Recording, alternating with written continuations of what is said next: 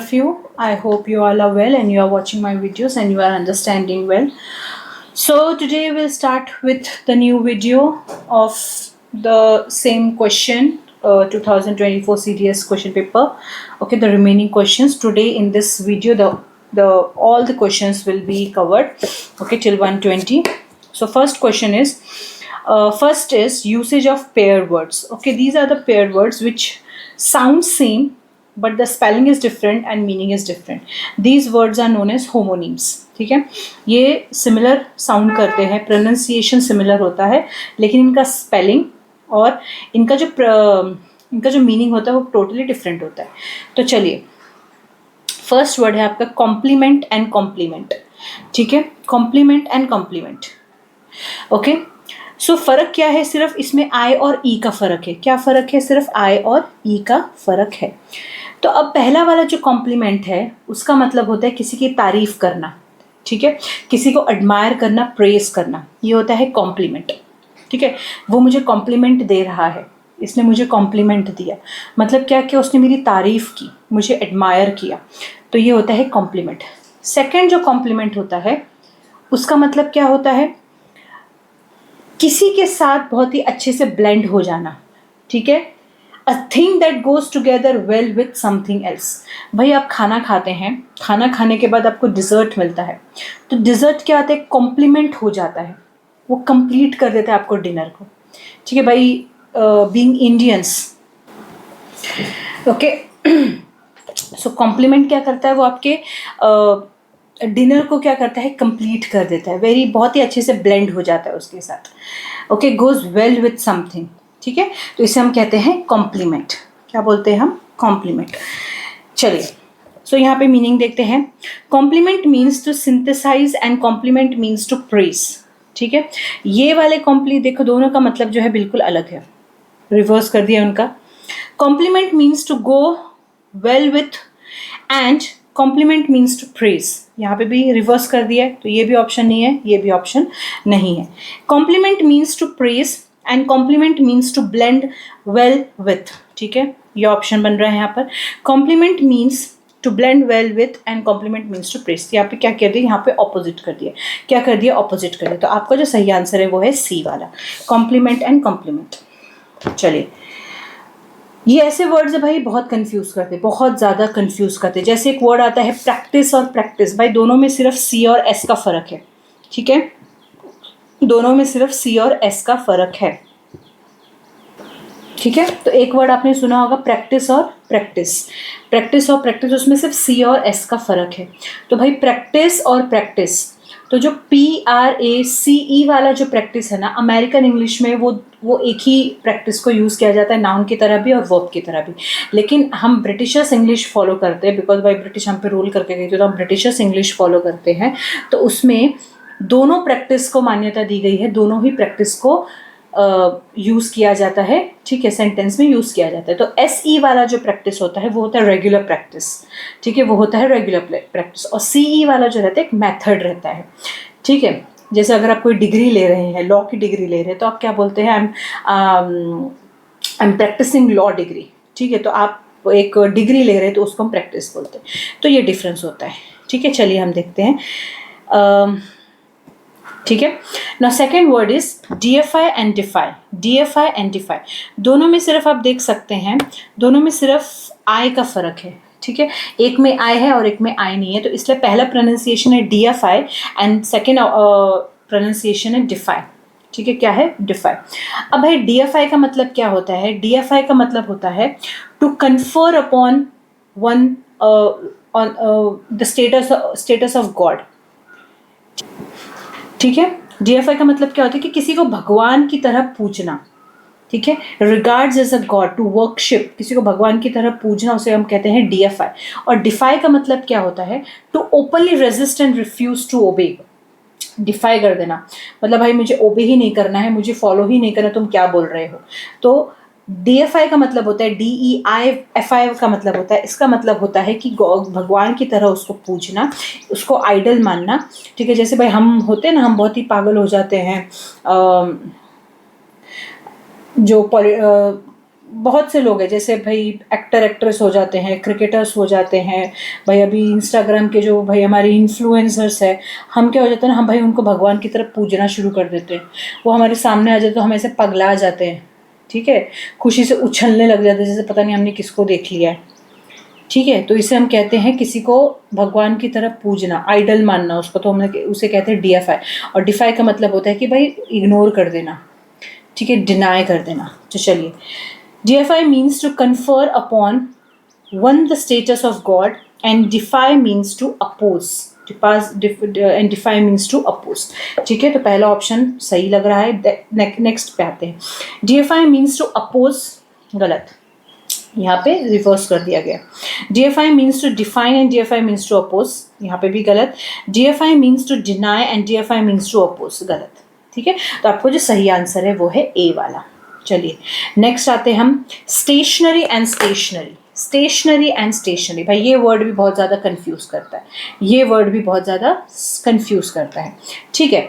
अब ये वाला जो स्टेशनरी है, ERY वाला स्टेशनरी है, भाई वो मटेरियल से रिलेटेड है। मटेरियल से रिलेटेड मतलब जो हम पेन पेंसिल जो भी यूज़ करते हैं, बुक्स वगैरह, ऑफिस मटेरियल्स जो रहते हैं, उसके लिए वो उसे हम कहते हैं स्टेशनरी, ठीक है। और ये वाला जो स्टेशनरी रहता है इसे हम कहते हैं इमोबाइल। इमोबाइल का मतलब होता है कि बिल्कुल स्टिल खड़े हो जाना, हिलना डुलना नहीं, उसे हम कहते हैं स्टेशनरी पोजिशन, ठीक है। नॉट मूविंग, स्टैंडिंग स्टिल, तो इसे AR वाले को बोलते हैं हम स्टैंडिंग स्टिल, मतलब मूवमेंट नहीं हो रहा है।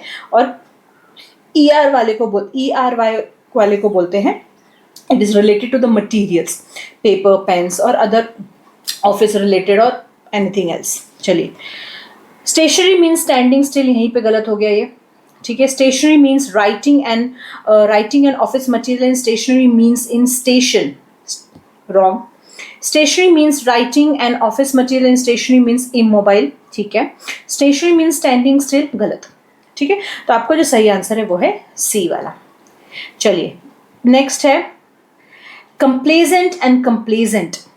कंप्लेजेंट एंड कंप्लेजेंट, ठीक है। अब इसका मतलब क्या होता है, ठीक है, अब इसका मतलब क्या होता है, कंप्लेजेंट का मतलब क्या होता है, ये वाले कंप्लेजेंट का मतलब क्या होता है, विलिंग टू प्लीज अदर्स, किसी को इम्प्रेस करना, ठीक है, दूसरे की खुशी के लिए कुछ काम करना कि भाई वो खुश रहे, वो इम्प्रेस हो जाए मेरे से, तो इसे हम कहते हैं कंप्लेजेंट। और ये कंप्लेजेंट का मतलब क्या होता है, self respect, self satisfied, specially when unaware of dangers, ठीक है। सो कंप्लेजेंट का मतलब क्या होता है कि भाई सेटिस्फाइड हो जाना, सेल्फ सेटिस्फाइड हो जाना। कुछ कभी कभी सिचुएशंस ऐसी आ जाती है ना कि भाई आप सेल्फ सेटिस्फाइड हो जाते हैं, तब आपको लगता है कि भाई दुनिया में कुछ भी गलत नहीं है, कोई टेंशन नहीं है, कोई वरीज नहीं है, ठीक है। तो कभी कभी सिचुएशन ऐसे बन जाती है, आप बहुत सेटिस्फाइड हो जाते हो, जब आपके मुताबिक आपका काम बन जाता है ना, तो आप बहुत खुश हो जाते हो, अरे भाई दुनिया में तो कुछ भी गम नहीं है, ठीक है, कोई टेंशन वाली बात ही नहीं है, तो उसे हम कहते हैं कंप्लेजेंट, ठीक है। सेटिस्फाइड हो जाना, क्या हो जाना, सेटिस्फाइड हो जाना, खुद से सेटिस्फाइड हो जाना। और ये कंप्लेजेंट का मतलब क्या होता है, ये कंप्लेजेंट का मतलब होता है कि दूसरे को खुश करना, क्या, दूसरे को खुश करना, ठीक है। चलिए, complacent means over confident and complacent means eager to please, गलत, ठीक है। Complacent means confident, no. Complacent means eager to please and complacent means manifest, no. Complacent means eager to please and complacent means overconfident. अब भाई over confident क्यों, भाई जब आप खुद से सेटिस्फाइड हो जाते हो ना, तो उससे हम बोलते हैं कि भाई ओवर कॉन्फिडेंट हो गया, ठीक है भाई। जब आप खुद से खुश रहते हैं ना, और जब खुद से खुश होकर आप कुछ काम करते हो, या अगर आपने सपोज आपने एक प्रोजेक्ट बनाया है और प्रोजेक्ट आपने दिन रात मेहनत की है और आपको भाई पता है कि भाई बहुत अच्छा प्रोजेक्ट बना है, बड़ी खुशी खुशी आप प्रेजेंट करते हो, तो सामने वाले पर्सन क्या बोलते हैं, मतलब आप खुद के ऊपर बहुत ही ज़्यादा कॉन्फिडेंट फील करते हो, ठीक है। कॉन्फिडेंट, ओवर कॉन्फिडेंट आप हो जाते हो कि हाँ भाई मैंने बहुत अच्छा प्रोजेक्ट बनाया और भाई मैं बहुत खुश हूँ इस प्रोजेक्ट से, क्योंकि मुझे पता है कि मैंने बहुत मेहनत की है और बहुत ही अच्छे तरीके से मेहनत की है और ये बिल्कुल सही प्रोजेक्ट पे मैंने काम किया और सही बनाया है, ठीक है। तो भाई इसे हम कहते हैं कंप्लेजेंट, भाई खुद से सेटिस्फाइड हो जाना। और ये वाला कंप्लेजेंट का मतलब होता है कि भाई दूसरे को खुश करना, ठीक है, दूसरे को खुश करना। चलिए, होता है ना, हमारे में हैबिट होती है भाई, हम खुद से ज़्यादा दूसरों की खुशी के ऊपर ध्यान देते हैं कि भाई सामने वाला खुश होना चाहिए। जैसे हमारे फ्रेंड सर्कल्स होते हैं, हम भाई जितने भी अंदर से दुखी है लेकिन हम पूरी कोशिश करते हैं कि भाई हमारे जो फ्रेंड्स है वो खुश रहे। क्यों? क्योंकि भाई हम इतने ऑब्सेस्ड हो जाते हैं हमारी फ्रेंडशिप से, हम नहीं चाहते कि हमारा जो फ्रेंड है हमें छोड़ के जाए। ठीक है, तो हम पूरी मेहनत कर देते भाई वो मेरे से हमेशा खुश रहे, ठीक है, ताकि वो मुझे छोड़ के ना जाए, मेरी हमारी जो फ्रेंडशिप है वो बने रहे। भले वो सामने वाला जो दोस्त है वो आपसे, उसको कोई घेना देना नहीं है, ठीक है, उसको वो कभी भी आपको छोड़ के जा सकता है, but you are so obsessed that you do not want your friendship to be broken. ठीक है, तो इसलिए हम हमेशा हम हमेशा उस वे में रहते हैं कि हम भाई सामने वाले को खुश कर दें। चलिए, ना एनक्वायरी एंड इंक्वायरी। एनक्वायरी, भाई ये वर्ड भी बहुत कंफ्यूज करता है, एनक्वायरी एंड इंक्वायरी। चलिए, now enquiry means a general questions. ठीक है, ये वाला जो एनक्वायरी है, ई वाला जो है भाई जनरल क्वेश्चंस कर रहे हैं। ठीक है, and this is more used in British English. ठीक है, ये जो इंक्वायरी है, ई वाला जो है इंक्वायरी है भाई, इसको ब्रिटिश इंग्लिश में ज़्यादा यूज़ किया जाता है, और ये जो इंक्वायरी है इसको अमेरिकन इंग्लिश में ज़्यादा यूज़ किया जाता है। ठीक है, ये इंक्वायरी क्या होता है भाई? फॉर्मल इन्वेस्टिगेशन होता है। क्या होता है? Formal investigation. ठीक है, जैसे भाई पुलिस वुलिस आती है ना तो वो इंक्वायरी करती है, और ये इंक्वायरी क्या होता है, जैसे अगर आपको भाई ट्रेन के टिकट के बारे में पूछना है, बस के टिकट के बारे में पूछना है, तो आप चले जाते हैं भाई पूछने के लिए, क्या करते हैं आप? इंक्वायर करते हो। ठीक है, तो ये होता है जनरल इन्फॉर्मेशन आप गैदर करते हो, और इंक्वायरी का मतलब होता है फॉर्मल इन्वेस्टिगेशन। जो पुलिस पूछताछ करती है ना, या कोई हायर ऑफिसर आपके पास आके पूछताछ करता है, तो ये वाला इंक्वायरी होता है।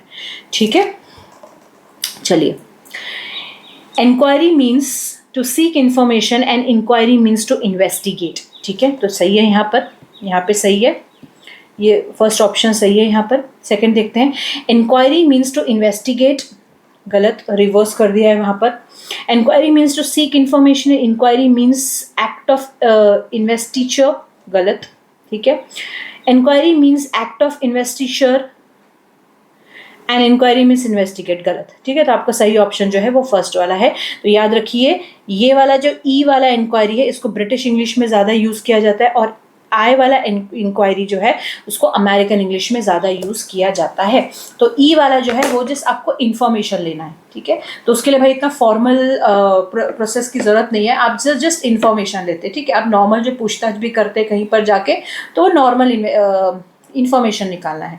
ठीक है, और इंक्वायरी का मतलब क्या होता है कि भाई ये पूरा इन्वेस्टिगेशन होता है। ठीक है, अगर कुछ केस हो गया है, कुछ मर्डर हो गया है या चोरी हो गई है, तो इसमें क्या होता है, पूरा इन्वेस्टिगेट किया जाता है, फॉर्मल इन्वेस्टिगेशन किया जाता है, तो इसे हम कहते हैं इंक्वायरी। चलिए, नेक्स्ट आते हैं हम masterful and masterly.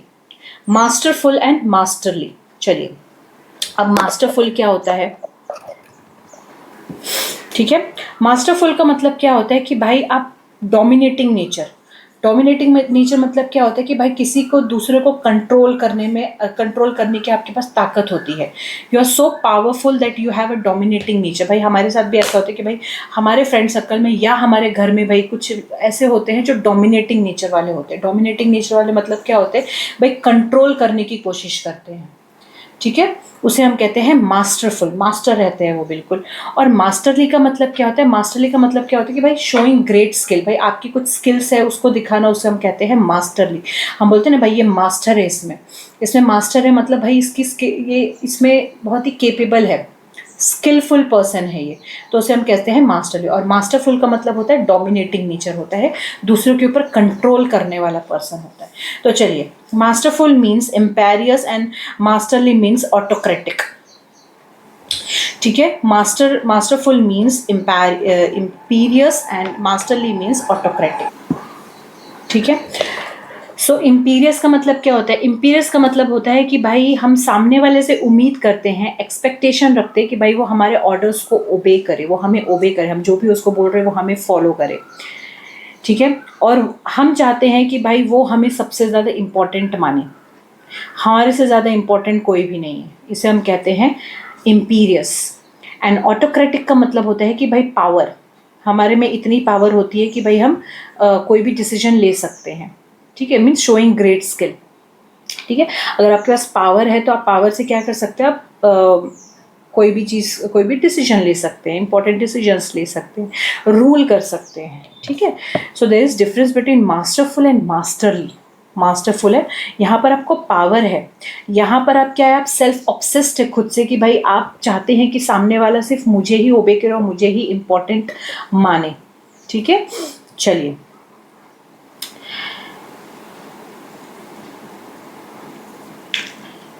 Masterful means skillful and masterly means imperious. Masterful means leader-like and masterful means skillful. Masterful means imperious and masterful means highly skillful.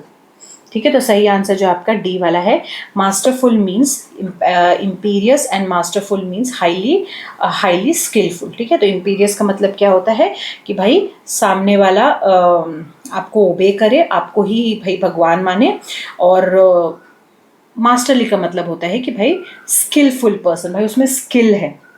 ठीक है, तो ये सही आंसर नहीं है, ऑटोक्रेटिक वाला जो है आंसर सही नहीं है, क्योंकि ऑटोक्रेटिक और इम्पीरियस यहाँ पे दोनों ही मतलब सेम है। ठीक है, यहाँ पर भी पावर की बात की गई है, यहाँ पर भी पावर की बात की गई है, बिकॉज दोनों में अगर आपके पास पावर है तो इसका मतलब कि आप सामने वाले पे रूल कर सकते हैं, सामने वाले को अपने इशारों पे नचा सकते हैं। और लेकिन यहाँ पर मास्टरली का मतलब होता है कि भाई स्किलफुल पर्सन हो आप, आपका स्किल है, स्किल के ज़रिए आप अपना काम करते हैं। चलिए नेक्स्ट वर्ड है आपका बॉर्डर एंड बॉर्डर। ठीक है, बॉर्डर एंड बॉर्डर। ओके, तो ये बॉर्डर का मतलब क्या होता है, ये बॉर्डर का मतलब होता है कि भाई एक घर जहाँ पे आप रेंट पे रहते हैं, जहाँ पे आपको फूड और रहने की फैसिलिटी रहती है। ठीक है, जहाँ पे आपको खाने और रहने की जो फैसिलिटी रहती है उसे हम कहते हैं बॉर्डर। लाइक बोर्डिंग स्कूल आप पकड़ लीजिए, बोर्डिंग स्कूल। ठीक है, तो बोर्डिंग स्कूल में क्या होता है कि वहाँ पे आपको रहने की फैसिलिटी रहती है, आपको खाने की फैसिलिटी है। ठीक है, फिर आप कि जब वेकेशंस होते तो आप छुट्टी पे भी जाते हैं, तो इसे हम कहते हैं बॉर्डर। और ये बॉर्डर तो भाई बहुत सिंपल है, यानी कि हम लाइन के बारे में बात करें, किसके बारे में बात करें, हम बाउंड्री के बारे में बात करें, लाइन के बारे में बात करें। ठीक है, तो चलिए, boarder means a food and lodge resident and border means boundary. ठीक है, फर्स्ट आंसर हो सकता है। सेकंड पे जाते हैं, सेकंड है बॉर्डर मीन्स बाउंड्री, नो ये रिवर्स कर दिया है। Border means one who fits planks on the surfaces, no this is wrong. Border means wider and border means one who, no। तो आपको जो आंसर है वो है फर्स्ट वाला। सो बॉर्डर मतलब क्या होता है कि भाई एक ऐसी जगह जहाँ पर खाने की और रहने की फैसिलिटी मिलती है, एक रेसिडेंट रहता है। और दूसरा वाला जो बॉर्डर है वो हम एक बाउंड्री के बारे में बात कर रहे हैं, एज के बारे में बात करें, लाइन के बारे में बात कर रहे हैं। चलिए नेक्स्ट वर्ड आते हैं। नेक्स्ट वर्ड है आपका concurrent and consecutive. Concurrent and consecutive. ठीक है, अब कॉन्क्यूरेंट का मतलब, कॉन्करेंट का मतलब क्या होता है, कॉन्जिक्यूटिव का मतलब।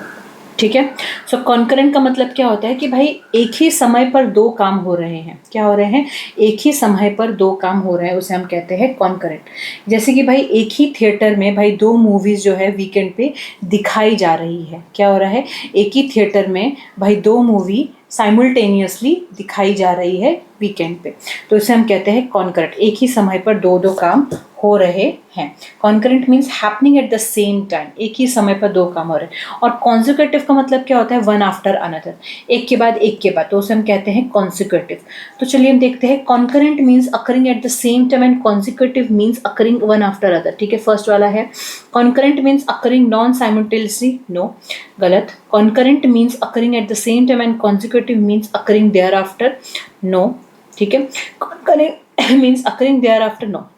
तो आपको जो सही ऑप्शन है वो है ए वाला, बिकॉज कॉन्करेंट का मतलब क्या होता है कि भाई एक ही समय पर दो काम हो रहे हैं, और कॉन्जिक्यूटिव का मतलब होता है एक के बाद दूसरा काम हो रहा है। चलिए, एपिटेप एंड एपिटेट। एपिटेप एंड एपिटेट, चलिए अब इसका मतलब समझते हैं हम। ठीक है, तो एपिटेफ का मतलब क्या होता है, ये एपिटेफ का मतलब क्या होता है कि भाई देखिए, किसी इंसान, कोई इंसान जब मर जाता है भाई, उसको जब बरी किया जाता है, ठीक है, अगर उसको ज़मीन में डाला जाता है और फिर उसके ऊपर जब स्टोन, जैसे क्रिश्चियन में होता है या स्पेशली क्रिश्चियन में क्या होता है ना कि भाई अगर कोई इंसान की मृत्यु हो जाती है, किसी की डेथ हो जाती है, उसको क्या किया जाता है, बरी किया जाता है। ठीक है। बरी करने के बाद भाई उसके ऊपर से स्टोन लगा दिया जाता है, एक बेस बना दिया जाता है, ठीक है। तो उसे हम कहते हैं टॉम स्टोन। क्या बोलते हैं हम? Tom stone.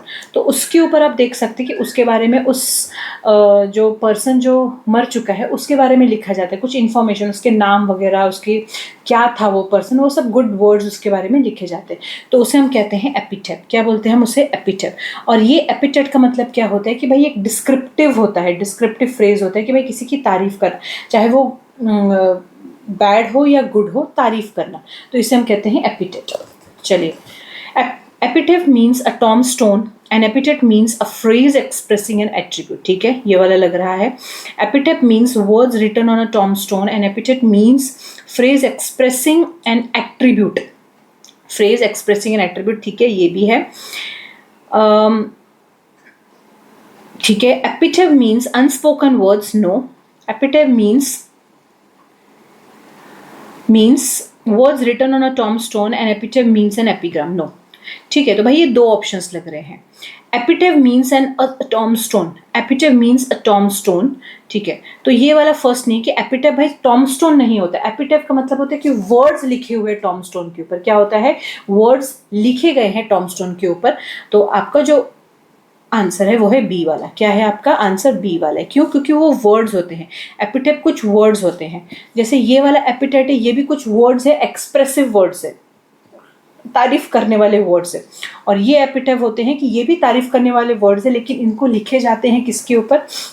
इनको लिखे जाते हैं भाई टॉमस्टोन के ऊपर लिखे जाते हैं, ठीक है। उस पर्सन के बारे में इंफॉर्मेशन दिया जाता है कि भाई वो कौन था, नाम क्या था, कब मरा है, कब से कब तक जिंदा था, कब से, तो ये पूरी इंफॉर्मेशन लिखी जाती है। तो आपका जो ऑप्शन है वो है बी वाला। बी वाला सही है आपका। चलिए,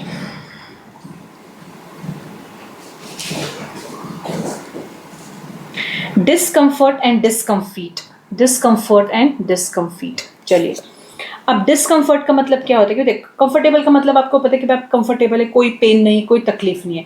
और वही उसका ऑपोजिट क्या हो जाता है? डिस्कम्फर्ट। डिस्कम्फर्ट का मतलब क्या होता है? बड़ी तकलीफ है, बड़ा ही पेन हो रहा है आपको, अनईजी लग रहा है, लाइक अनईजी लग रहा है वहाँ पर बैठने के लिए। होता है ना कभी कभार कोई सिचुएशन रहती है, आपका फ्रेंड रहता है, आपका फ्रेंड आपको दूसरे फ्रेंड के घर पे लेके जाते हैं जिसको आप नहीं जानते हैं, ठीक है। तो वहाँ पर क्या होता है ना, आपको थोड़ा डिस्कम्फर्ट फील होता है। क्यों? क्योंकि भाई आप जानते ही नहीं उस फ्रेंड को, आप पहली बार मिले हो, लेकिन आपका फ्रेंड उसको जानता है, तो वो बहुत कंफर्टेबली उससे बात करता है। क्यों? क्योंकि वो उसको जानता है, पर्सनली जानता है, क्योंकि वो उसके स्कूल का फ्रेंड है, लेकिन वो आपका स्कूल का फ्रेंड नहीं है वो, ठीक है। आप पहली बार मिले हैं, तो आपको क्या होता है? आप डिस्कम्फर्ट वहाँ पे फील करते हो, बिकॉज भाई आप नहीं जानते, आप उसका नाम तक नहीं जानते, आप उसका नेचर नहीं जानते हो। वही आपका फ्रेंड जो है वो कंफर्टेबल फील करता है।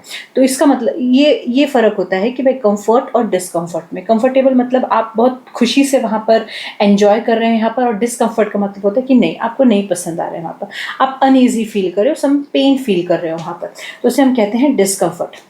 और डिस्कम्फर्ट का मतलब होता है किसी को एम्बैरस फील करवाना, to make someone feel uneasy और एम्बैरस, ठीक है। अगर आपके घर में जैसे हाँ, आप किसी के घर में जाते हैं, ठीक है, किसी रिलेटिव के घर में जाते हैं, भाई आपका बच्चा रहता है आपके पास। आपके घर में जब आपका बच्चा रहता है तो भाई आप उसको जो भी पूछते हैं क्वेश्चंस, वो सारे आंसर्स करता है। लेकिन वही अगर आप रिलेटिव के घर में जाते हो, रिलेटिव के घर में भाई आपको भाई बताना है कि आपका बच्चा क्या क्या करता है, कितना स्मार्ट है, कितना इंटेलिजेंट है, ठीक है, जो पूछो वो आंसर करता है। लेकिन जब आप रिलेटिव के घर में जाते हैं, रिलेटिव के घर में आप अपने बच्चे से बात करना शुरू कर देते हो, तो आपका बच्चा आपको कितनी बुरी तरह से वहाँ पे बेइज्जती कर देता है, ठीक है। कैसे बेइज्जती कर देता है? आप उससे कुछ क्वेश्चन पूछेंगे, वो रोना शुरू कर देता है। आप उससे कुछ भी पूछेंगे, वो मुंह बनाना शुरू कर देता है, लोटना पोटना शुरू कर देता है। तो इससे क्या होता है ना, एम्बैरेसिंग सिचुएशन क्रिएट हो जाती है, ठीक है। वो आपको फील करवा देता है, बिल्कुल अनईजी फील करवा देता है आपको, ठीक है, एक एम्बैरेसिंग ऑकवर्ड सिचुएशन में डाल देता है। तो इसे हम कहते हैं डिस्कम्फीट। क्या बोलते हैं हम? डिस्कम्फीट। तो चलिए, discomfort means disturb and discomfit means unfit, ठीक है। तो ये ऑप्शन नहीं है।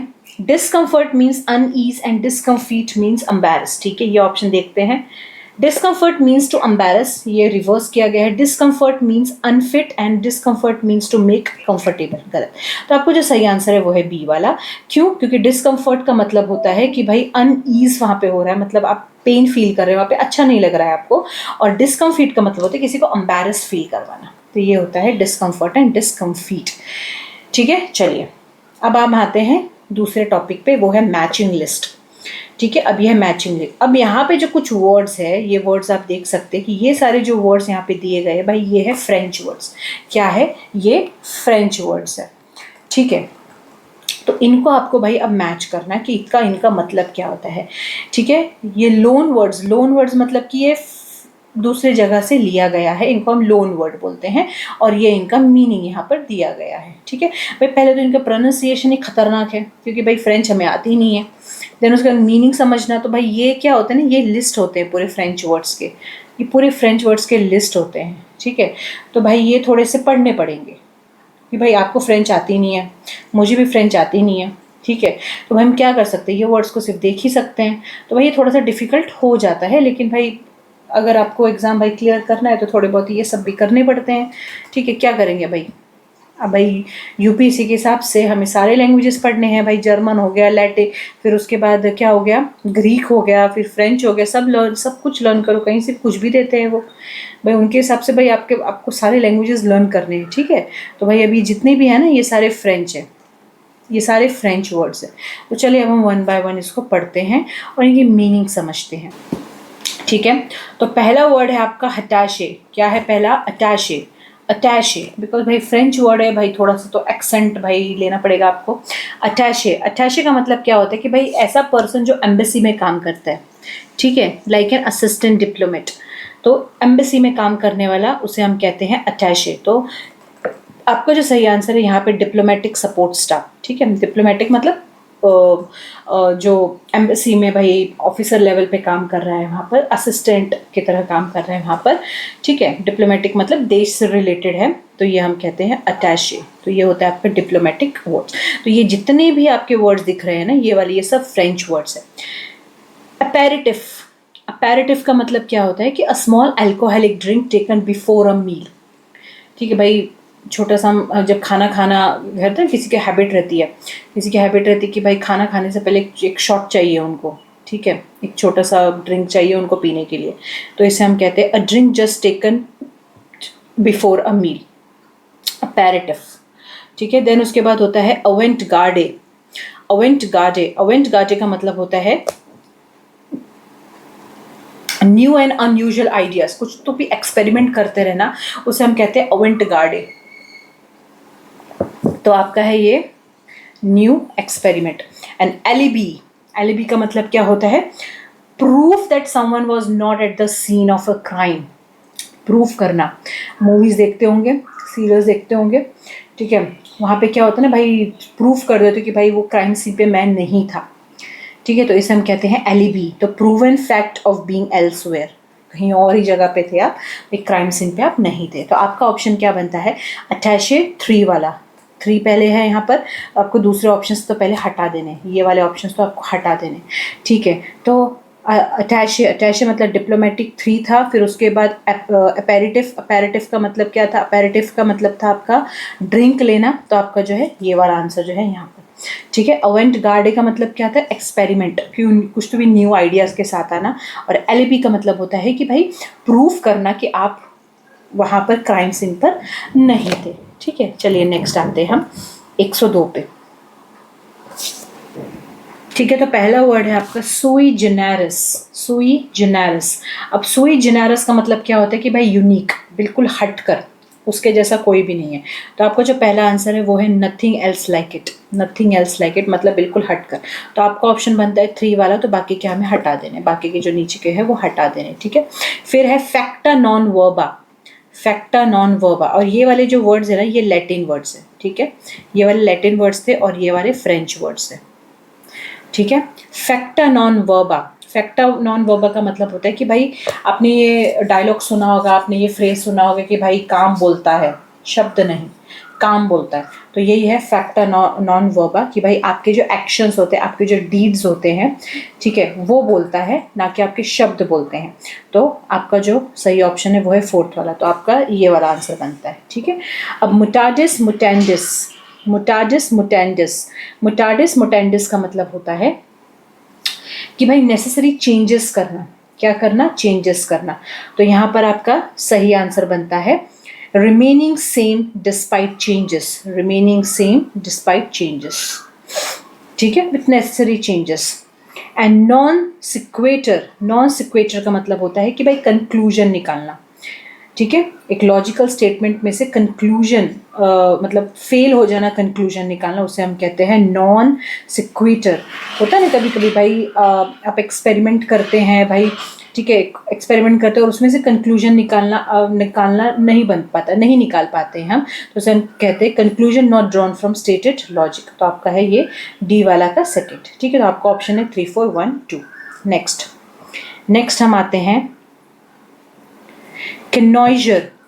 पहला क्या है आपका किनॉइजर. किनॉइजर का मतलब क्या होता है, कनॉइजर, कनॉइजर, कनॉइजर का मतलब होता है, ये भी ये कौन से वर्ड्स है, ये फ्रेंच वर्ड्स है आपके, ये फ्रेंच वर्ड्स है आपके, फ्रेंच. कनॉइजर का मतलब होता है the person who is expert in something like art, food and taste, ठीक है. तो कनॉइजर का मतलब होता है भाई एक्सपर्ट होना. तो आपका फर्स्ट ऑप्शन वो है फोर्थ वाला. तो फोर्थ वाला है तो भाई पहले के आप पहले हटा दीजिए, हम अभी इन दोनों में डील करेंगे. कनॉइजर का मतलब होता है expert in matters in of taste. भाई किसी भी चीज़ में एक्सपर्ट रहना, चाहे वो आर्ट हो, फूड हो या टेस्ट करने में. होता है ना भाई, आपने व्लॉग्स देखे होंगे, यूट्यूब पे व्लॉग्स देखे होंगे, वो क्या करते हैं ना, वो टेस्टिंग करते हैं, टेस्टिंग में एक्सपर्ट होते हैं. क्यों भाई, उनको बहुत शार्प होते हैं वो टेस्ट के लिए. मतलब कुछ भी आप डिश दे दो, वो डिश को टेस्ट करके बता सकते हैं कि वो डिश क्या है, उसमें कौन कौन से इंग्रेडिएंट्स पड़े हुए हैं. तो बड़े शार्प होते हैं, बड़े एक्सपर्ट होते हैं वो, ठीक है. या आर्ट में एक्सपर्ट होते हैं या फूड में एक्सपर्ट होते हैं, तो उसे हम कहते हैं कनॉइजर, ठीक है. देन सेकेंड है कुल डे सैक. कुल डे सैक, कुल डे सैक का मतलब होता है dead and street. Dead and आप बात करते हैं ना, डेड एंड, ठीक है, कि भाई अब यहाँ से आगे नहीं जा सकते हैं. तो ये है आपका थर्ड वाला option, street with a closed end. Street with a closed end, ठीक है. कभी कभी आप भाई, आपको गूगल जब आप फॉलो करते हैं, आप नई जगह पे जाते हैं, तो भाई गूगल आपको ऐसी जगह पहुँचा देता है कि जहाँ पे भाई डेड एंड होता है. डेड एंड मतलब होता है कि भाई अब यहाँ से तो अब नीचे गए तो सीधा ऊपर पहुँच जाएंगे, ठीक है, ऐसी जगह पे पहुँचा देता. एक केस भी देखा था आपने कि भाई एक फैमिली थी, फैमिली ने गूगल फॉलो किया, वो कहीं जा रहे थे, फैमिली ने ऐसी जगह उनको भेज दिया भाई, ऐसे ब्रिज पे भेज दिया कि भाई वो ब्रिज क्या हो गया ना, वो ब्रिज वहाँ पे टूट गया, ठीक है. आई थिंक सो वही था केस. तो ब्रिज वहाँ पे टूट गया, पूरी फैमिली वहीं पे ऑन द स्पॉट की पूरी डेथ हो गई वहाँ पे. तो भाई इसलिए गूगल पे बहुत ब्लाइंडली विश्वास मत करिए, ध्यान दीजिए कि वो कहाँ लेके जा रहा है, क्योंकि कहीं पर भी लेके जाता है वो. तो इसे हम कहते हैं डेड एंड. देन डॉइजर. डॉइजर का मतलब क्या होता है, अ कलेक्शन ऑफ डॉक्यूमेंट्स, और a collection of documents on a person, ठीक है. किसी भी पर्सन या टॉपिक से रिलेटेड आपके पास डॉक्यूमेंट्स का कलेक्शन है. तो आपका आंसर है ये वाला. तो आपका क्या बनता है 4, 3, 2, 1. तो आपका आंसर है ये वाला 4, 3, 2, 1, ठीक है. तो कनॉइजर का मतलब क्या होता है, एक्सपर्ट. कुलडेसैक का मतलब क्या होता है कि भाई डेड एंड, वहाँ पे अब रास्ता नहीं अब जाने के लिए, भाई स्ट्रीट जो क्लोज हो चुकी है, भाई वहाँ से आगे नहीं जा सकते हैं. डॉइजर का मतलब क्या होता है, कलेक्शन ऑफ डॉक्यूमेंट्स, ठीक है. एंड डेब्रिस का मतलब होता है स्कैटर्ड. डेब्रिस का मतलब जैसे पता है ना कि भाई अगर कभी बिल्डिंग गिर जाती है, ठीक है, तो उसके बाद जो मलबा रह जाता है उसे हम क्या कहते हैं, डेब्रिस. स्कैटर्ड पीस, ठीक है, आफ्टर द डिस्ट्रक्शंस, ठीक है, तो उसे हम कहते हैं डेब्रिस. चलिए नेक्स्ट आते हैं हम 104 डेजावू. अब भाई ये डेजावू जो है ना बहुत ज़्यादा चल रहा है, डेजावू, डेजावू, डेजावू, ये बहुत ज़्यादा चल रहा है, ठीक है. ये भी जो वर्ड्स है ये सारे फ्रेंच वर्ड्स है. कौन से वर्ड्स है ये, फ्रेंच वर्ड्स है भाई. ये डेजावू बहुत ज़्यादा चल रहा है. अब ये डेजावू क्या है, डेजावू ये होता है कि भाई कभी कभी ऐसा सिचुएशन आ जाता है ना कि आप सोच में हो जाते हैं कि ये सिचुएशन मेरे साथ पहले भी हो चुकी है. कभी कभी घर में भी देखिए, घर में भी आप बैठते हैं, घर में भी आप कुछ काम कर रहे हैं, तो कभी कभी ऐसा फील होता है कि ये मेरे साथ पहले भी हो चुका है. इसे हम कहते हैं डेजावू. होता है, मेरे साथ भी ऐसा कभी बहुत बार हुआ, आपके साथ भी हुआ होगा ऐसा, लेकिन कभी आपने इस बारे में सोचा नहीं होगा, ठीक है. तो ये होता है कि भाई हमें कभी कभी लगता है कि भाई ये ऑलरेडी हो चुका है मेरे साथ, ये वापस से मैं एक्सपीरियंस कर रही हूँ या एक्सपीरियंस कर रहा हूँ ये. तो इसे हम कहते हैं डेजावू, ठीक है. तो डेजावू का मतलब क्या होता है, feeling of having experience the present, ठीक है. मतलब पहले भी हमने एक्सपीरियंस कर रखा है, आज मैं प्रेजेंट सिचुएशन में हूँ, लेकिन इससे पहले भी मैंने इसको एक्सपीरियंस कर रखा है. तो आपका जो ऑप्शन बनता है वो है सेकंड वाला. तो सेकंड वाला देखते हैं, ठीक है. तो फर्स्ट वाले हटा दीजिए, अब हम सेकंड वाले पे डील करते हैं, मतलब इन दोनों में हमें डील करना है. फिर है फॉक्सपेस। फॉक्सपेस का मतलब क्या होता है? सोशली ऑकवर्ड और इम्प्रॉपर एक्शन। ठीक है, socially awkward and improper action. ठीक है, फॉक्सपेस का मतलब क्या होता है ना कि कभी कभी क्या होता है ना, कभी कभी आप कुछ ऐसे वर्ड्स बोल देते हैं जिससे सामने वाले को क्या होता है ना, सामने वाले को बुरा लग जाता है, आप उसको ऑकवर्ड सिचुएशन में डाल देते तो उसे हम कहते हैं फॉक्सपॉस। तो फॉक्सपॉस यहाँ पे क्या होगा? टेक्टलेस रिमार्क्स और एक्ट। टेक्टलेस रिमार्क और एक्ट, भाई जिसको टेक्ट नहीं कर सकते, मतलब भाई कि बहुत ही वो ऑकवर्ड सिचुएशन वहाँ पे हो जाए। तो यहाँ पे देखते हैं हम फिर 2-3, हाँ 2-3, तो ये वाला आपका ऑप्शन बनेगा यहाँ पर। ठीक है, तो डेजा वो क्या है? Feeling of having experience the present. भाई ऑलरेडी आपने प्रेजेंट का फील कर रखा है, इससे पहले एक्सपीरियंस कर रखा है। देन फॉक्सपेस का मतलब होता है कि भाई किसी को एम्बैरस करना अपने वर्ड से, अपने एक्शन से। देन एंड रूटे का मतलब क्या होता है? ऑन द वे और ड्यूरिंग अ जर्नी। ठीक है, किसी जर्नी पे जाना, during the course of journey. And रूटे मतलब भाई आप किसी जर्नी पे है और उस बीच में ही कुछ होना, तो उसे हम कहते हैं ऑन द वे और ड्यूरिंग अ जर्नी। ठीक है, तो उसे हम कहते हैं एंड रूटे। देन लेजेस फेरी का मतलब क्या होता है? Policy of not interfering in economic matters. ठीक है, कुछ पॉलिसीज ऐसे होते हैं कि भाई जिसमें आपको इकोनॉमिक मैटर्स पे आप इंटरफेयर नहीं हो सकते हो। ठीक है, means policy of minimal governmental interference. भाई कुछ कुछ पॉलिसीज ऐसी होती है कि भाई जिसपे गवर्नमेंट जो है उसमें इंटरफेयर नहीं कर सकती, तो उसे हम कहते हैं लेजेस फेरी। तो आपका जो आंसर है वो है ये वाला। चलिए, लास्ट है आपका फकैडे। ये वाले भी कौन से? ये वाले आपके फ्रेंच वर्ड्स है। क्या है ये? आपके फ्रेंच वर्ड्स है। ठीक है, तो फर्स्ट वर्ड इज फकैडे का मतलब क्या होता है? ठीक है, फकैडे का मतलब क्या होता है कि भाई जो रूम्स रहते हैं, अलग अलग रूम्स रहते हैं और हर एक रूम का एक सेपरेट एंट्रेंस होता है, तो उसे हम कहते हैं फकैडे। ठीक है, the front of a building. ठीक है, मतलब अलग अलग उनका एंट्रेंस होता है, तो उसे हम कहते हैं फकैडे। तो आपका पहला ऑप्शन है 4th वाला, तो आप यहाँ से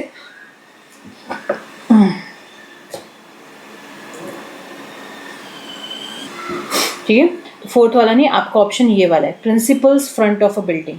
principal front of a building. ठीक है, फकैडे का मतलब, सॉरी ये इट्स माय बैड, फकैडे का मतलब होता है कि भाई एक बिल्कुल अपना ही एक एंट्रेंस होना। क्या होना? अपना ही एक बिल्कुल फ्रंट बिल्डिंग। जैसे अगर आप बिल्डिंग के अंदर घुसते हो तो एक एंट्रेंस मिलता है वहाँ पर, तो उसे हम कहते हैं फकैडे। ठीक है, तो आपका पहला ऑप्शन है फर्स्ट वाला, तो आपको ये वाले हटा देने। ठीक है, अब आते हैं लियाजन का मतलब क्या होता है कि कनेक्शन और द कोऑर्डिनेशन। स्पेशली किसके बारे में बात किया गया है? ये स्पेशली बात किया गया डिप्लोमेसी के बारे में बात किया गया, डिप्लोमेसी रिलेशनशिप्स। ठीक है, हाई अथॉरिटी रिलेशनशिप्स और द पॉलिटिशियंस के जो रिलेशनशिप होते हैं उनके बारे में बात किया गया, उनके अंदर उसमें कोऑर्डिनेशन और कनेक्शन के बारे में बात किया गया है, उसे हम कहते हैं लियाजन। तो लियाजन का जो मीनिंग है वो है डिप्लोमेटिक सपोर्ट स्टाफ। तो ये है आपका फर्स्ट 3, तो ये वाला है यहाँ पर। ठीक है, मैसोनेटे का मतलब क्या होता है कि भाई रूम्स हैं और उसके सेपरेट एंट्रेंस है। ठीक है, रूम्स है, उसके स्मॉल अपार्टमेंट्स हैं। ठीक है, उसके अपने अपने अलग अलग उसके खुद के ही एंट्रेंस है वहाँ पर, तो उसे हम कहते हैं मैसोनेटे। तो ये 4th वाला है। बेरेट का मतलब क्या होता है कि एक कैप, एक राउंड फ्लैटिश कैप के बारे में बात करें, एक सॉफ्ट और राउंड कैप के बारे में बात कर रहे हैं, इसे हम कहते हैं बेरेट। चलिए, अब नेक्स्ट आते हैं adaptation of borrowed words. Next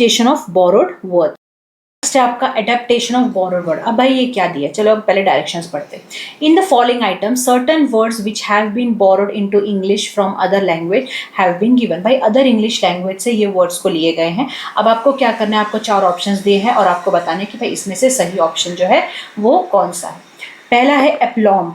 पहला क्या है? एप्लॉम का मतलब क्या होता है कि भाई कॉन्फिडेंट, खुद के ऊपर सेल्फ कॉन्फिडेंट होना, उसे हम कहते हैं एप्लॉम। तो आपका जो आंसर है वो है एप्लॉम। प्राइड आपको पता है, डिटर्मिनेशन पता है, डिटर्मिनेशन मतलब कुछ करने की चाह, और एरोगेंस आपको पता है कि भाई रूड बिहेवियर। तो एप्लॉम का मतलब होता है सेल्फ कॉन्फिडेंट।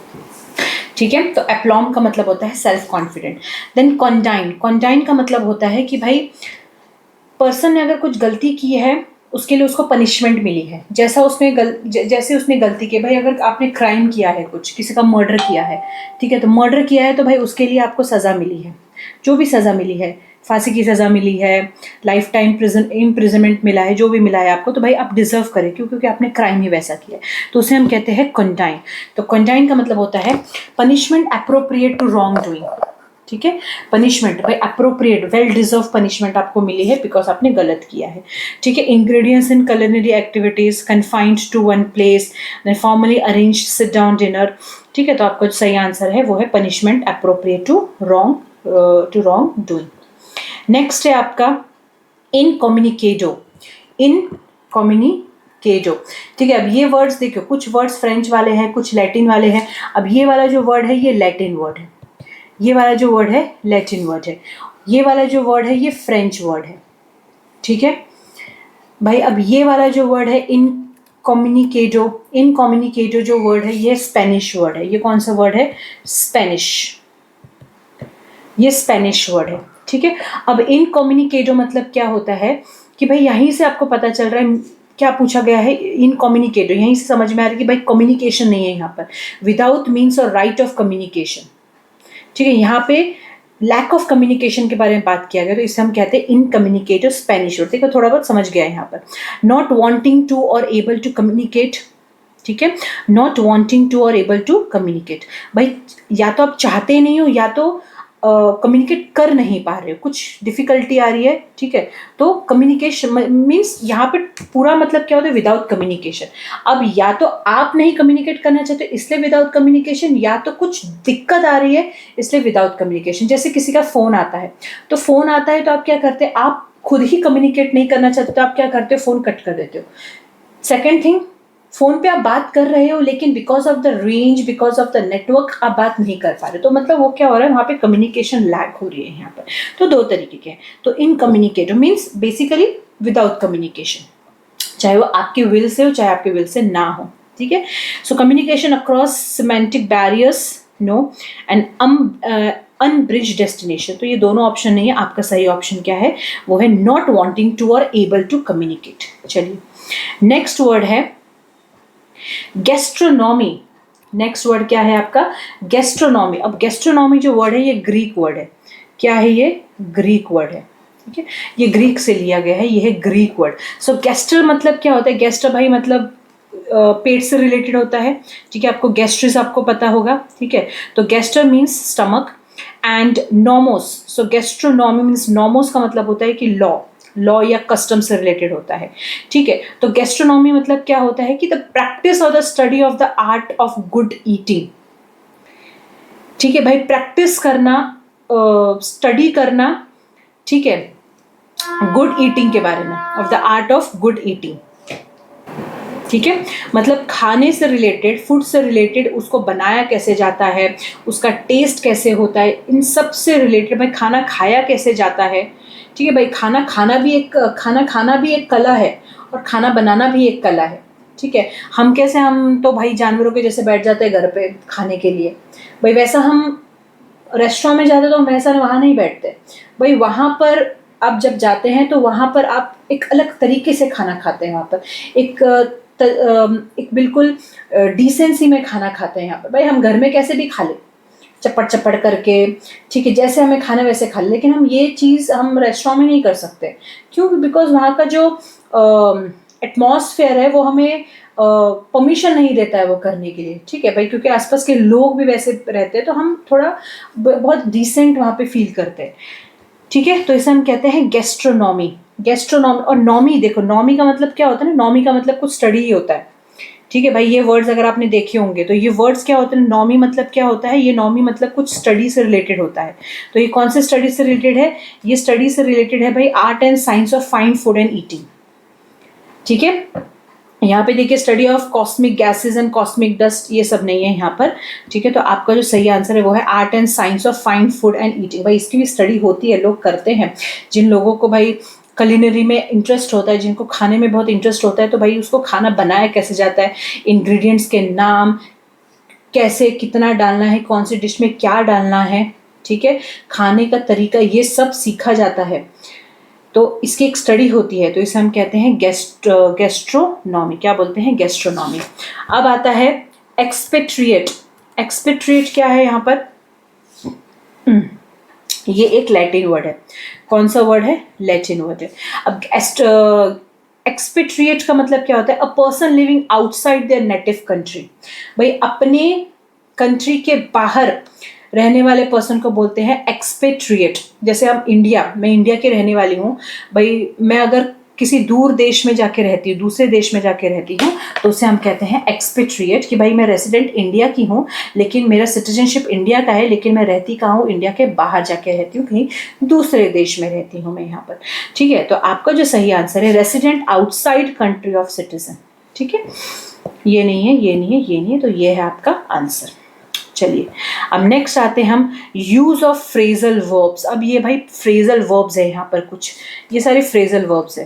ठीक है, ये फ्रेजेस जो है ना, ये कर लीजिए बिकॉज ये फ्रेजल वर्ब्स जो है आते हैं। ठीक है, ये आपकी स्पॉटिंग द एरर्स में भी आते हैं। ठीक है, और देखिए आप यहाँ पे तो क्वेश्चन देख सकते हैं, यहाँ पर भी आते ही है, तो इसे हम कहते हैं फ्रेजल वर्ब्स। तो चलिए, she was advised bye her coach, she was advised by her coach to dash to form if she wanted to do well in the tournament। ठीक है भाई, उसके कोच ने उसको एडवाइस किया। क्या एडवाइस किया? कुछ तो एडवाइस किया, ये हम ऑप्शंस में से देखेंगे। she was advised by her coach to dash to form if she wanted to do well in the tournament। तो चलिए अब पहले एक एक करके ऑप्शंस यहाँ पे हम मीनिंग समझते हैं। तो पहला आता है गेट ऑन। गेट ऑन का मतलब क्या होता है भाई? To make progress. ठीक है, टू मेक प्रोग्रेस मतलब अगर जैसे कोई बस आ रही है, ट्रेन आ रही है, तो भाई उसमें चढ़ना, ठीक है, बोर्ड करना, तो उसे हम कहते हैं गेट ऑन। क्या बोलते हैं हम? Get on. Get along. Get along का मतलब क्या होता है? To have a friendly relationship. ठीक है, फ्रेंडली रिलेशनशिप होना, like she gets along well with her team. ठीक है, बिल्कुल फ्रेंडली रिलेशनशिप रख के वो अपनी टीम के साथ थी, तो ये होता है gate along. Get done. Get done का मतलब होता है टू फिनिश, टू कंप्लीट। ठीक है, कंप्लीट कर देना, फिनिश कर देना, खत्म कर देना। Get back. गेट बैक का मतलब क्या होता है? रिटर्न। ठीक है, return means to return to good condition और परफॉर्मेंस। ठीक है भाई, बहुत ही अच्छे परफॉर्मेंस से वापस रिटर्न करना या गुड कंडीशन में रिटर्न करना। तो यहाँ पर क्या लिखा गया है? She was advised by her coach to get on to form. No, get on यहाँ पे नहीं आएगा। To get on to form if she wanted to do well in the tournament. No. Get along to form. No. Get done तो भाई complete होता है यहाँ पर। Get back. She was advised by her coach to get back to form if she wanted to do well in the tournament. तो भाई उसके coach ने उसको एडवाइस किया कि भाई अगर तुम अच्छे से परफॉर्म करना चाहती हो टूर्नामेंट में, तो भाई तुम्हें वापस आना होगा। क्या होगा? तुम्हें वापस आना होगा। तो आपका जो सही आंसर है वो है गेट बैक। क्या है आंसर आपका? Get back. चलिए, she said goodbye and dash along the road. She said goodbye and dash along the road. चलिए पहले हम देखते हैं ट्रिप्ड आउट। ट्रिप्ड आउट का मतलब क्या होता है? ट्रिप्ड आउट का मतलब क्या होता है कि भाई देखो, कभी कभी हमें हेलुसिएशंस हो जाते हैं। हेलुसिएशंस, ठीक है, हेलुसिएशन मतलब क्या होता है कि ना हमें ऐसा फील होता है कि हमें कुछ दिख रहा है, कोई हमसे बातें करता है, मैं उसे कहते हैं हेलुसिएशन। ये यूजुअली कब कैसे होता है? मोस्टली किन के साथ होता है भाई? जो ड्रग्स लेते हैं, जो एल्कोहलिक होते हैं, वो क्या होता है ना, वो ट्रिप्ड आउट हो जाते हैं भाई। एक बॉटल पी लेंगे उसके बाद और थोड़ा, या फिर ड्रग्स ले लेंगे भाई, वो ट्रिप्ड आउट हो जाते हैं। मतलब वो बिल्कुल अनयूजुअल सा बिहेव करने लग जाते हैं, उनको खुद पे कंट्रोल नहीं होते, इसे हम कहते हैं ट्रिप्ड आउट। तो भाई ट्रिप्ड आउट यहाँ पे बिल्कुल सही आंसर नहीं है। She said goodbye and tripped out along the road. No, तो आपका जो आंसर ये ट्रिप्ड आउट तो बिल्कुल भी नहीं होगा यहाँ पर। ठीक है, ट्रिप्ड ओवर। ट्रिप्ड ओवर का मतलब क्या होता है? ट्रिप्ड ओवर का मतलब क्या होता है कि भाई टकरा जाना, ठीक है, गिरते गिरते बच जाना, तो इसे हम कहते हैं ट्रिप्ड ओवर। ठीक है, to stumble because of hitting one's foot against something. ठीक है, कभी कभी होता है ना, हम चलते चलते भाई घर में हम क्या करते हैं, हम सोफा पे टकरा जाते हैं, चेयर से टकरा जाते हैं, टेबल से टकरा जाते हैं, तो क्या होता है, हम स्टम्बल करना शुरू कर देते हैं वहाँ पर, मतलब गिरते गिरते बच जाते हैं, तो इसे हम कहते हैं। तो ये ट्रिप्ड ओवर भी यहाँ पे सही नहीं है, ठीक है। She said goodbye and tripped over along the road, ठीक है, मतलब गिरते गिरते बच गई, ठीक है, हो भी सकता है भाई, ज़्यादा सोचेंगे तो हो भी सकता है आंसर, बट आगे भी देखते हैं कि भाई उससे बेटर ऑप्शंस क्या है। ट्रिप्ड ऑफ, ट्रिप्ड ऑफ का मतलब क्या होता है? To walk, to move away cheerfully, ठीक है, तो ये सही आंसर है। भाई वो कहीं जा रही थी, उसने बाय बाय किया और फिर रोड पे अपनी चलती बनी, ठीक है, तो चलती बनी मतलब tripped of, tripped of along the road, हंसती खेलती, ठीक, तो चहकती खेलती चली गई रोड पर, तो इसे हम कहते हैं ट्रिप्ड ऑफ। एंड ट्रिप्ड इन का मतलब क्या होता है? ट्रिप्ड इन, ट्रिप्ड इन जो वर्ड है ये बहुत रेयरली यूज किया जाता है, मोस्टली ट्रिप्ड इन कोई वर्ड होता नहीं है, तो इसको ज़्यादा यूज़ नहीं किया जाता, बहुत रेयर कंडीशन में इसको यूज़ किया, बिकॉज एक स्टैंडर्ड फ्रेजल वर्ब नहीं है ये, ठीक है, tripped in standard phrasal verb नहीं है, इसलिए ट्रिप्ड इन ज़्यादा यूज़ नहीं किया जाता है। Tripped out, trip over, trip of, ये सब यूज़ किया जाता है, ठीक है। चलिए नेक्स्ट हम आते हैं। The team supported that they had dash the contract with tooth and comb before forwarding its recommendation, ठीक है। The team reported that they had the contract with tooth and comb before forwarding its recommendation, ठीक है। चलिए अब हम यहाँ पे देखते हैं poured over। poured over का मतलब क्या होता है? To examine something very carefully, ठीक है, एग्जामिन केयरफुली, तो यहाँ पे क्या है? The team reported that they had pored over the contract with tooth and comb before forwarding it recommendation. Recommendation मतलब रिकमेंडेशन का मतलब क्या होता है कि भाई उसको आगे बढ़ाने से पहले उन्होंने क्या किया कि भाई जो रिपोर्ट था उसको बहुत अच्छे से पढ़ा, बड़ी अच्छे से जांच पड़ताल की, बड़ा पढ़ा समझा, उसके बाद ही उसको रिकमेंड किया, ठीक है, मतलब आगे बढ़ाया, ठीक है, दूसरों को उसके बारे में बताया, तो ठीक है ये ऑप्शन हो सकता है। नेक्स्ट देखते हैं प्लाइड ओवर। प्लाइड ओवर का मतलब क्या होता है?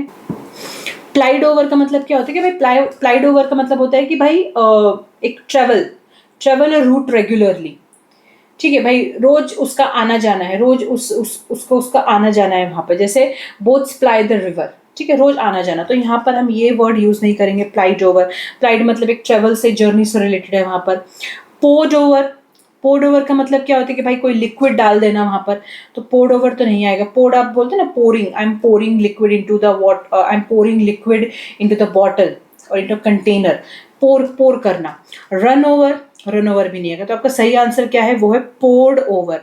क्या है पोर्ड ओवर? मतलब कि बहुत अच्छे से भाई जांच पड़ताल की मैंने, तभी उसको आगे रिकमेंड किया। क्या किया मैंने? रिकमेंड किया। The team reported that they had pored over the contract means carefully read the contract with tooth and comb before. Tooth and comb का मतलब क्या होता है कि बड़े ही ध्यान से, ठीक है, बड़े ही ध्यान से उन्होंने पढ़ा उसको, भाई अपनी आंखें गड़ा कर सब अच्छी तरीके से पढ़ा उसको, एक एक शब्द पढ़ा वहां पर, बिफोर फॉरवर्डिंग इट्स रिकमेंडेशन, आगे उसको फॉरवर्ड और इसको रिकमेंड करने से पहले उसको अच्छे से पढ़ा। चलिए नेक्स्ट आते हैं हम। The boisterous crowd. बॉइस्टरस का मतलब क्या होता है कि भाई जो राउडी क्राउड होते हैं ना, रूड क्राउड जो रहते हैं। The boisterous crowd dash with its merrymaking even amidst pouring rain, ठीक है, ठीक है। The boisterous crowd dash with its merrymaking even amidst pouring rain. तो बॉइस्टरस मतलब भाई प्लेफुल, बड़े ही चहकते महकते, ठीक है, उसे हम कहते हैं बॉइस्टरस। बड़े ही एनर्जेटिक थे, फुल ऑफ एनर्जी थे, ठीक है, भले ही बारिश हो रही थी बट वो खेलते चले गए। छोटे बच्चे आपको पता है कि भाई बारिश हो रही है, भाई वो खेलते चलेंगे, भाई आप उनको बुलाते रहो, कुछ भी करते रहो, लेकिन वो अपने मस्ती में मग्न है, ठीक है, तो उसे हम कहते हैं बॉइस्टरस क्राउड, ठीक है।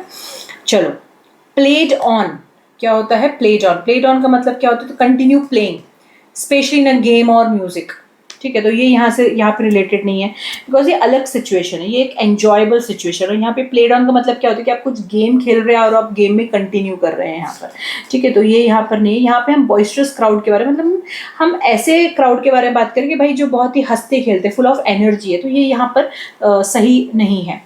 फ्लोड ऑन, फ्लोड ऑन का मतलब क्या होता है, कंटिन्यू, तो अभी ये रिवर से रिलेटेड है। रिवर से रिलेटेड मतलब क्या है कि भाई पानी बहता चला जा रहा है, तो फ्लोट ऑन, तो ये भी सही आंसर नहीं है। कैरिड ऑन, कैरिड ऑन का मतलब कि तो कंटिन्यू डूइंग समथिंग, भाई आप जो कर रहे हैं आप उसके साथ ही कंटिन्यू करना, तो इसका सही आंसर है carried on. The boisterous crowd carried on with its merrymaking even amidst pouring rain, ठीक है, भाई भले ही बारिश हो रही थी लेकिन भाई वो अपना खेलते चले जा रहे थे, खेलते चले जा रहे थे, तो कैरिड ऑन जो है वो ज़्यादा अप्रोप्रिएट यहाँ पर है।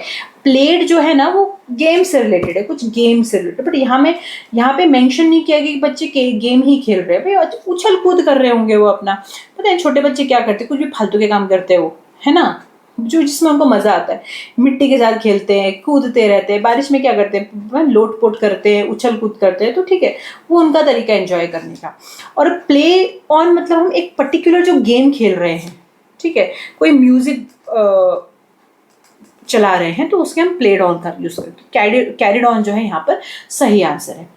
और कैरिड आउट का मतलब क्या होता है, what do you mean by carried out?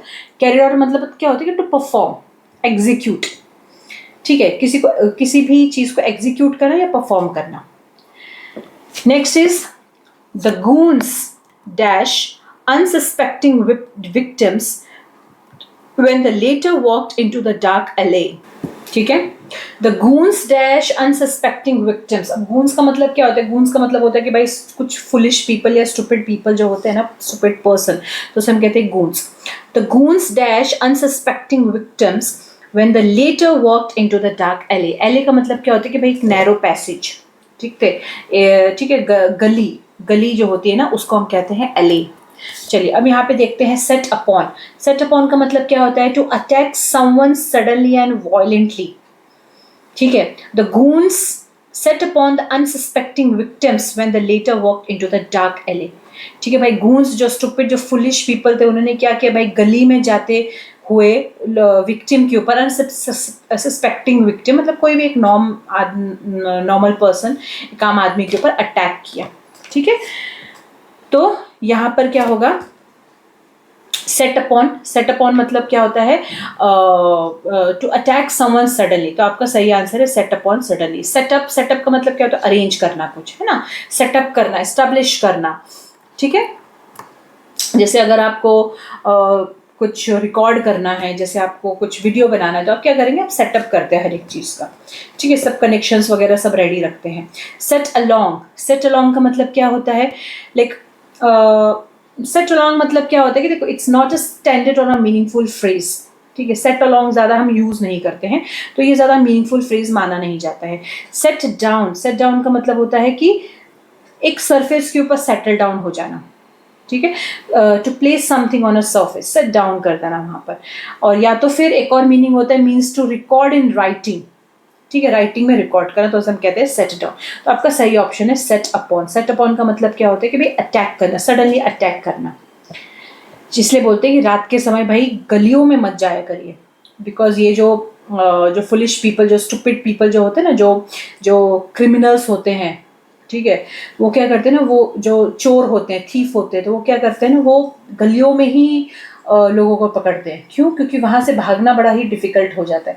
Open space रहेगा तो आप क्या है, कोई भी लोग देख सकते हैं, ठीक है, आपको बचाने के लिए आ सकते हैं, या आपको खुद भी एक्सेस हो जाता है यहाँ वहाँ भागने का या चिल्लाने का। लेकिन गली में क्या होता है ना, आप खुद फंस जाते हैं और आपको कोई देख भी नहीं पाता है। चलिए नेक्स्ट है commonly used words.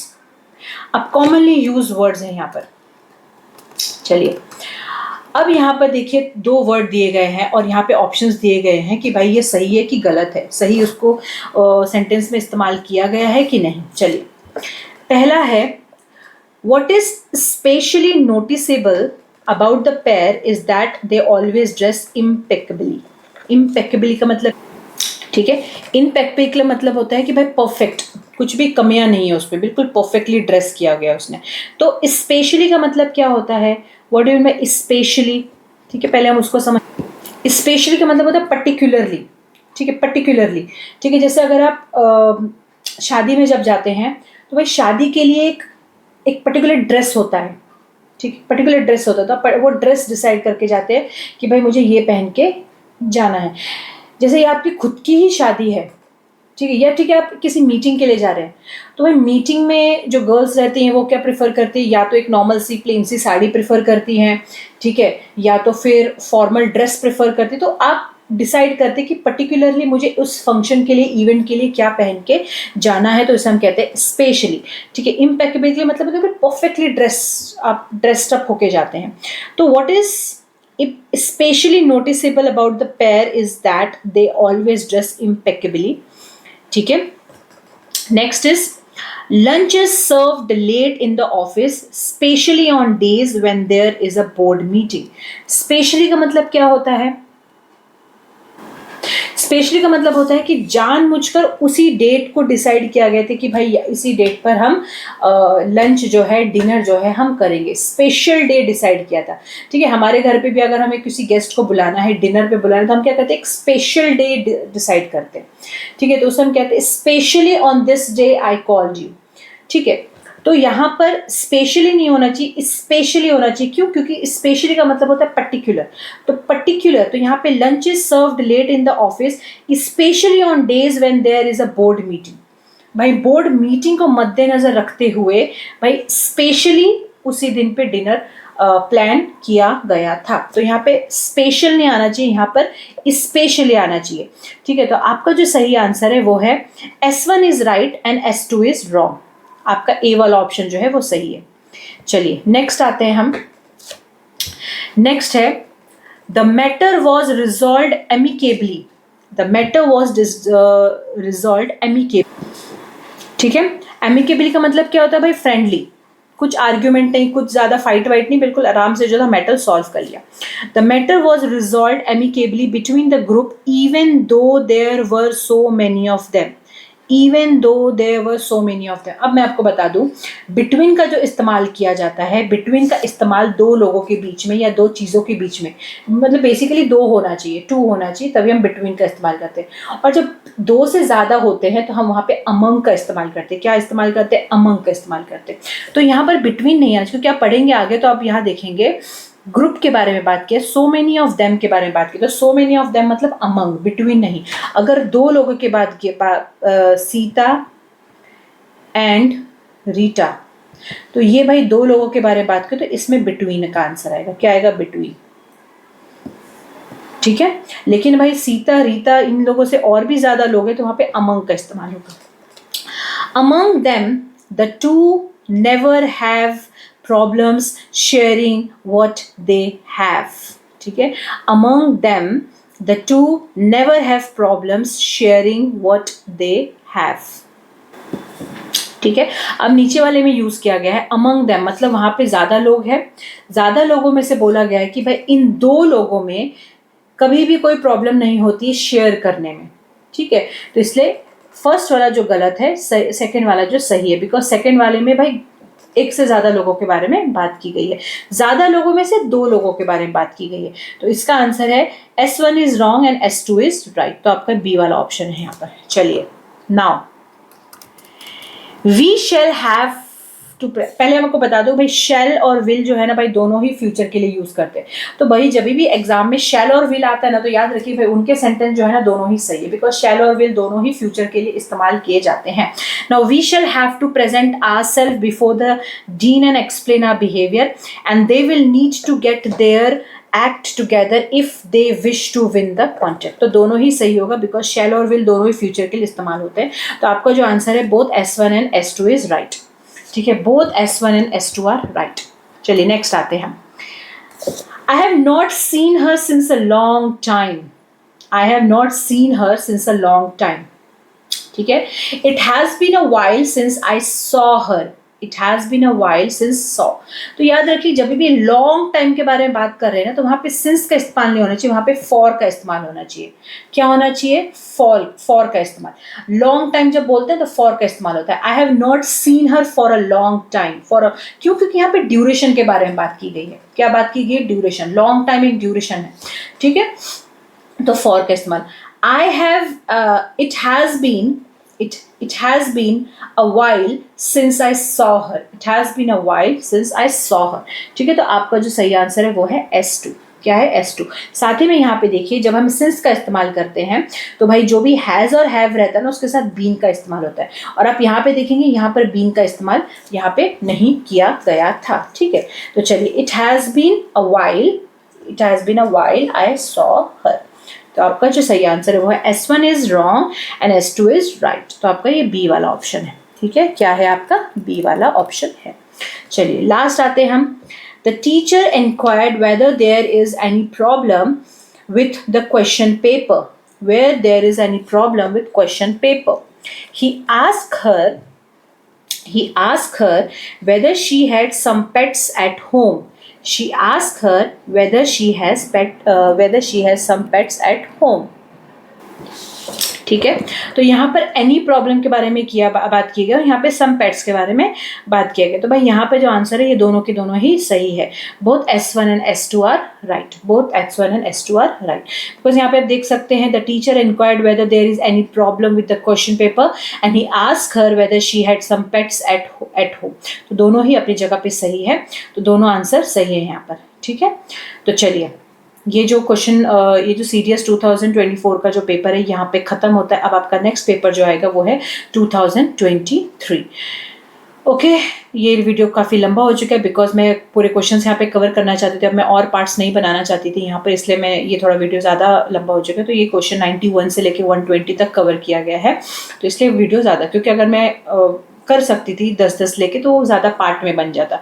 It's better कि उसको एक पार्ट में लेके ख़त्म कर दिया है. नेक्स्ट जो रहेगा अब आपका न्यू पेपर से स्टार्ट हो जाएगा. ठीक है, I hope I was much clear. Any doubt is there, you please ask. ठीक है, till now this much was there in the video. Okay, so you please enjoy your video, and if anything is there, you please comment. Okay, if any doubt is there, you please comment and ask. I will be there to solve your doubt. Okay, and please like, share and comment. So chalo, bye bye, take care, have a nice day ahead.